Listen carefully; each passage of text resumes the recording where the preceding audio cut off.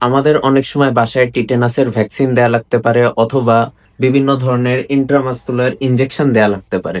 তো ইন্ট্রামাসকুলার ইনজেকশনটা আমরা সাধারণত এই ডেল্টয়েডে দেই, কিন্তু ডেল্টয়েডে দেওয়ার সময় আমরা কিছু ভুল করি, সে ভুলগুলো অ্যাভয়েড করতে হবে এবং ডেল্টয়েডের থিকেস্ট পার্টটাতে দিতে হবে।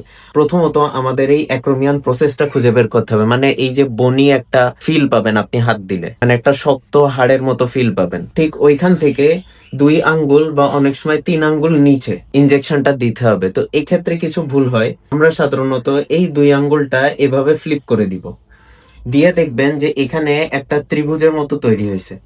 ঠিক এই ত্রিভুজটার মাঝখানে দিতে হবে। এটাই হচ্ছে thickest part of the deltoid muscle. যদি এখান থেকে একটু পরিমাণে উপরে যায় তখন কি হইতে পারে, সাব অ্যাক্রোমিয়াল বার্সাইটিস হইতে পারে, অথবা আমাদের শোল্ডারের ইনজুরি হইতে পারে, অথবা অ্যাক্সিলারি নার্ভের ড্যামেজ হইতে পারে। আর এটা থেকে আরেকটু নিচে গেলে আমাদের রেডিয়াল নার্ভের ড্যামেজ হইতে পারে। তাই এটা খেয়াল রাখা দরকার, এবং দেওয়ার সময় অবশ্যই অবশ্যই 90 ডিগ্রি অ্যাঙ্গেলে দিতে হবে। এবং ইনজেকশন দেওয়ার পরে কখনো তুলা দিয়ে ডলাডলি করা যাবে না, জাস্ট হালকা একটু প্রেসার দিয়ে ধরে রাখতে হবে।